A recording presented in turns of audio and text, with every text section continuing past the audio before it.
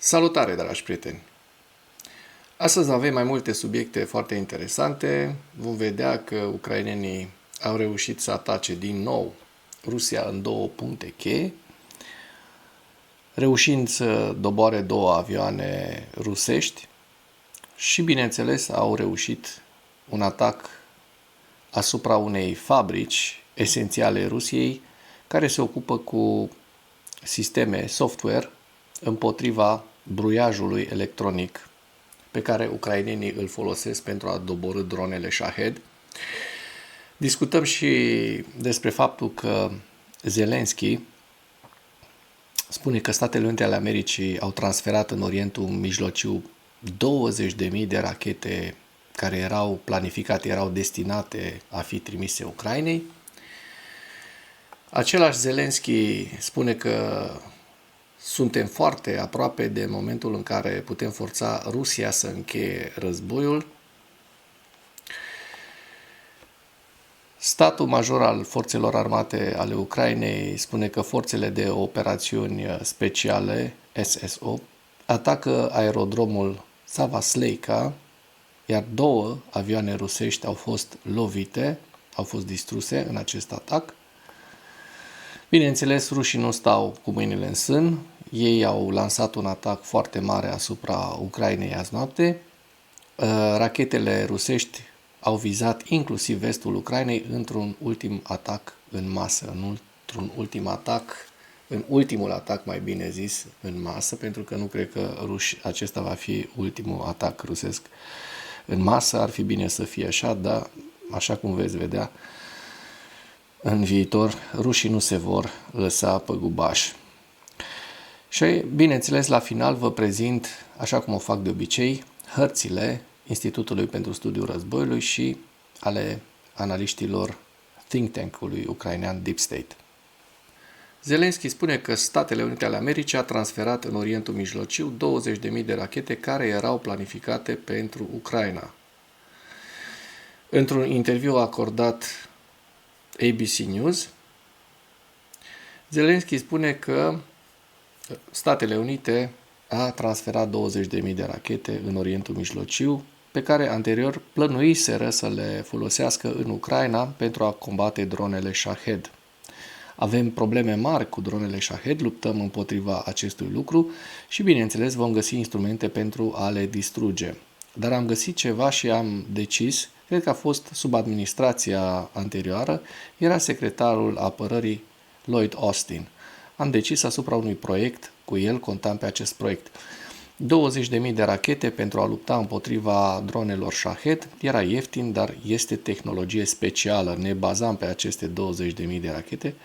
În această dimineață, ministrul meu al apărării mi-a spus că Statele Unite le-au transferat în Orientul Mijlociu. Pe 5 iunie, The Wall Street Journal a relatat că administrația Trump a decis să redirecționeze către trupele americane detonatoarele speciale pentru rachetele pe care Ucraina le folosește pentru a doborî dronele rusești, care reprezintă o tehnologie cheie pentru contracararea dronelor inamice. Publicația a precizat că săptămâna trecută Pentagonul a comunicat în secret Congresului că că rachetele sunt transferate unităților forțelor aeriene americane din Orientul Mijlociu. De ce oare, dacă Krasnov Trump nu este un agent de influență al Rusiei? Mă întreb și eu. Zelensky spune, suntem foarte aproape de momentul în care putem forța Rusia să încheie războiul. Președintele Zelensky este convins că Ucraina și aliații săi sunt foarte aproape de momentul în care este posibil să forțeze Rusia să încheie sau cel puțin să oprească războiul, dar pentru acest lucru să se întâmple, Statele Unite trebuie să impună sancțiuni dure împotriva Rusiei. În același interviu acordat ABC News, Zelensky spune, ca să fiu sincer, ne-am apropiat foarte mult de momentul în care puteam forța Rusia să pună capăt războiului sau cel puțin să-l oprească, simțim asta. Operațiunea noastră Spiderweb, pânză de păianjen, chiar dacă rușii sunt furioși, toți înțeleg că dacă vor exista astfel de cazuri cu 20.000 de rachete pe care SUA le-au planificat pentru Ucraina, dar le-au transferat în Orientul Mijlociu și așa mai departe, atunci ne vom baza pe propriile forțe.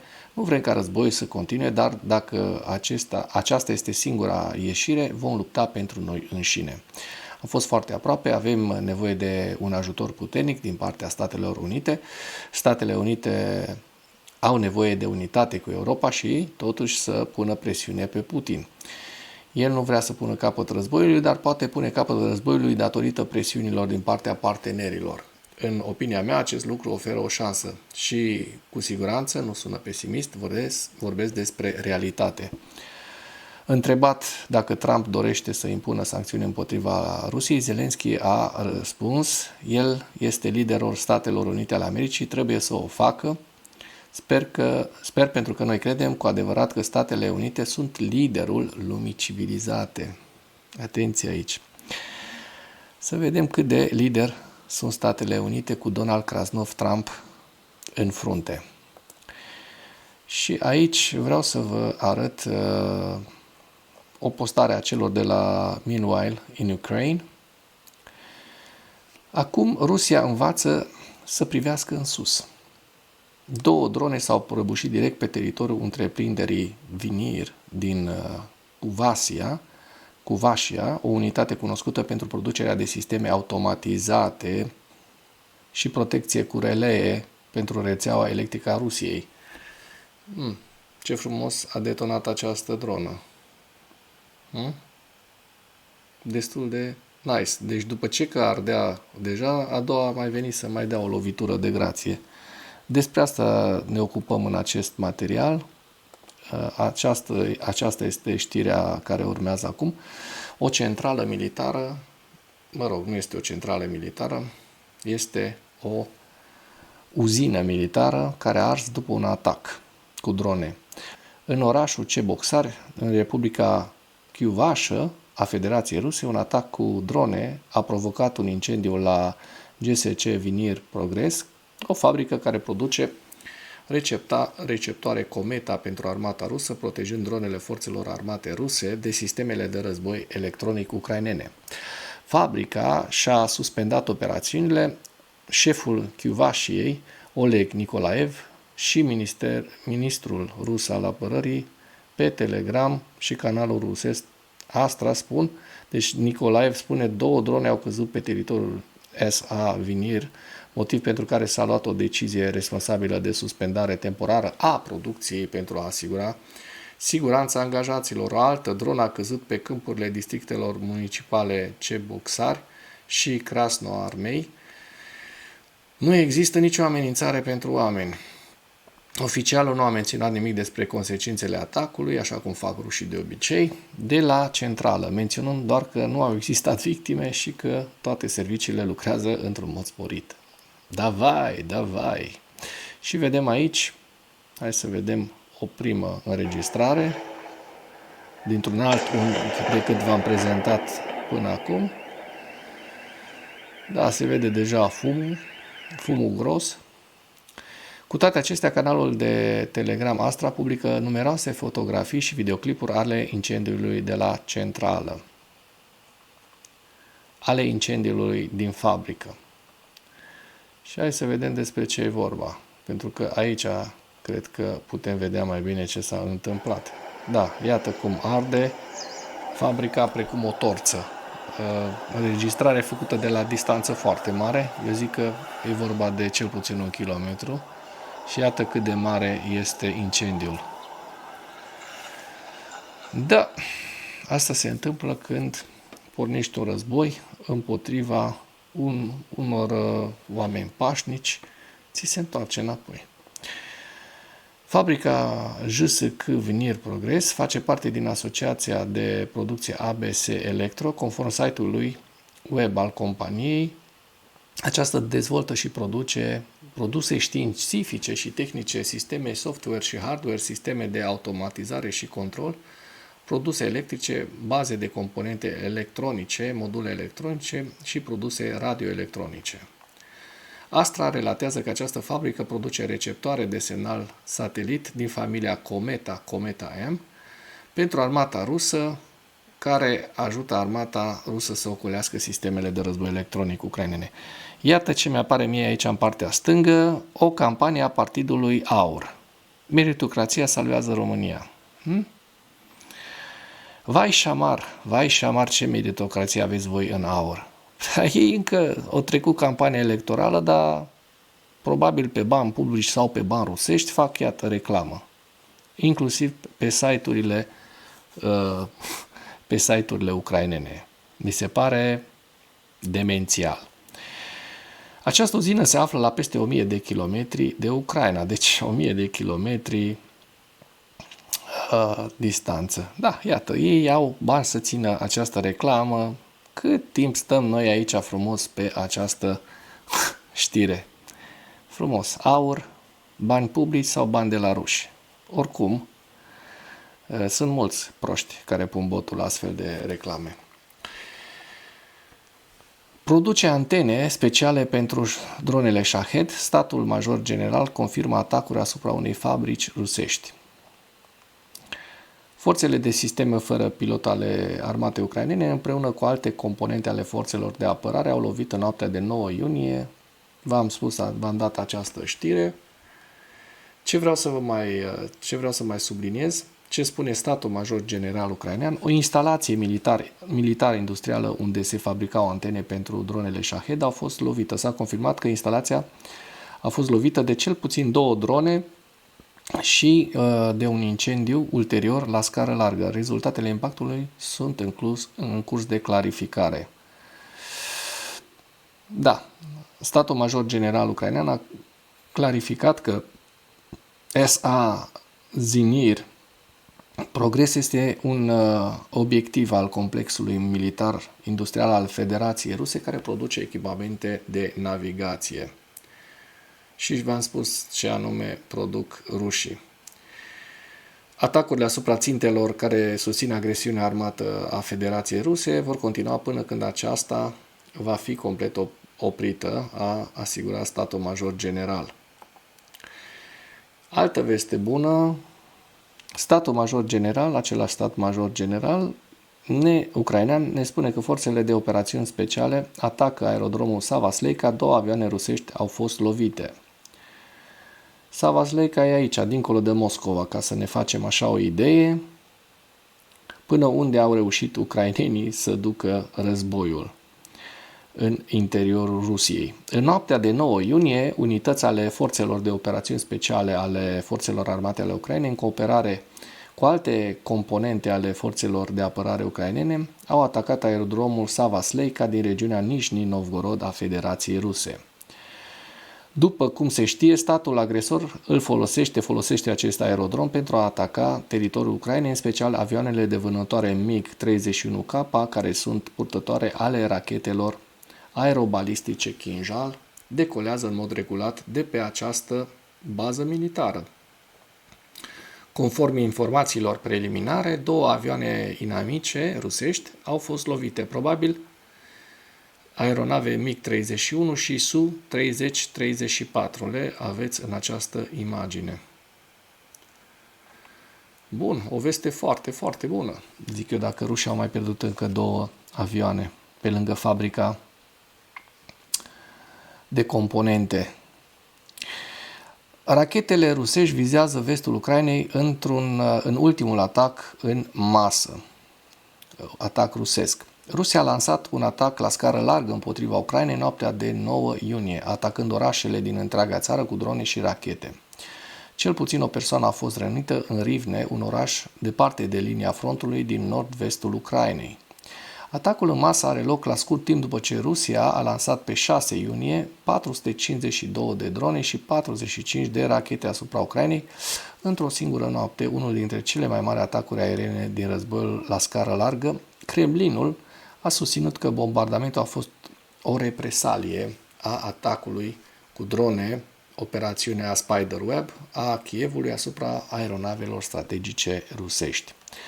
Forțele aeriene ucrainene au emis alerte aeriene pe parcursul nopții de 8 spre 9 iunie, avertizând mai multe regiuni cu privire la amenințarea reprezentată de rachetele balistice și dronele de atac de tip Shahed rusești. Comandamentul operațional al forțelor armate poloneze a declarat că a trimis avioane de vânătoare în misiune rapidă ca răspuns la atacurile aeriene rusești din vestul Ucrainei. Explozii au fost raportate în timpul nopții la Kiev și Rivne. Timur Takchenko, șeful administrației militare a orașului Kiev, a raportat că o clădire de birouri din districtul Datisnia a capitalei a fost avariată în atac. Un civil din Rivne a fost rănit în atac, a declarat guvernatorul regional Alexander Koval. Echipele de intervenție de urgență sunt încă la fața locului, iar consecințele atacului sunt încă în curs de determinare. O noapte foarte dificilă pentru regiunea Rivne. Regiunea noastră a suferit un puternic atac aerian inamic, a spus Koval. Rivne este situată la nord-vestul Ucrainei și are graniță cu Belarus. Și acum suntem în ziua 1202 a războiului din Ucraina. În ultimele 24 de ore, rușii au pierdut 970 de militari, 4 tancuri, 11 vehicule blindate de luptă, 42 de piese de artilerie, un lansator de rachete și încă nu apar cele 2 avioane, dar vor fi probabil raportate mâine. Aici aveți lista pierderilor rusești în întregime. Mergem mai departe la hărți, la hărțile Deep State, pentru a vedea dacă s-au întâmplat modificări ale fronturilor. Așa cum se vede din această imagine, din păcate încă nu avem pe data de 8, dăm un refresh să vedem dacă cei de la... Nu, doar pe 7 avem și pe 7 mi se pare că deja v-am prezentat ieri avansul la Lochnaya și cel de la nord de Pokrovsk. Da, astea vi le-am prezentat deja ieri, nu o să vi le mai prezint astăzi. Trecem la evaluarea campaniei ofensive rusești la data de 8 iunie, în viziunea analiștilor Institutului pentru Studiul Războiului. Oficialii Kremlinului și Ministerul Apărării rusesc au anunțat pe 8 iunie că forțele ruse au ajuns la granița dintre regiunile Donetsk și Dnepropetrovsk și desfășoară operațiuni ofensive în regiunea Dnepropetrovsk, o regiune pe care Rusia nu a declarat-o ilegal ca fiind anexată. Din câte știm, ucrainenii au declarat că nu este adevărat acest lucru. Purtătorul de cuvânt al grupului de forțe Hortizia din Ucraina, colonelul Victor Teregubov, a declarat pe 8 iunie că luptele au continuat în direcția Novopavlivka, dar numai în regiunea Donetsk. Deci, purtătorul de cuvânt al brigăzii ucrainene care operează în zona a declarat că forțele ruse nu au trecut granița dintre regiunile Donetsk și Dnepropetrovsk. Iar publicația ucraineană Suspâlne a relatat că reprezentantul statului major general al Ucrainei, Andrei Kovalev, a declarat că afirmațiile conform cărora forțele ruse au trecut granița sunt dezinformare rusească și nu sunt adevărate. Vedem și harta prezentată de cei de la Institutul pentru Studiul Războiului, care ne arată faptul că totuși nu s-a trecut dincolo. Oficialii ruși au semnalat în repetate rânduri că Kremlinul are ambiții teritoriale mai largi în Ucraina, inclusiv în regiunea Dnepropetrovsk. Rusia a continuat să acuze nefondat Ucraina că nu a repatriat cadavrele soldaților căzuți în luptă pe 8 iunie, ca parte a eforturilor Kremlinului de a submina măsurile de consolidare a încrederii convenite de comun acord cu Ucraina. Se pare că Kremlinul a orchestrat o campanie media concertată care a avut ca scop utilizarea schimbului de prizonieri, așa cum s-ar fi convenit, pentru a discredita Ucraina și a promova justificările Rusiei pentru războiul său atât în fața publicului intern cât și internațional. Oficialii ruși par să stabilească condiții pentru retragerea din tratatele internaționale de control al armelor, probabil ca parte a pregătirii pentru un potențial război viitor cu NATO. Și avem aici hărțile Institutului pentru Studiul Războiului. Aici avem regiunea Sumă, Kharkiv, Lugansk, Donetsk, Toretsk, Pokrovsk, Zaporojie și Herson. Și cu acest ultim detaliu închei materialul nostru de astăzi cu îndemnul: dacă ați găsit informații utile în acest material, să nu ezitați să-l distribuiți pentru a ajunge la cât mai multă lume. Mulțumesc mult!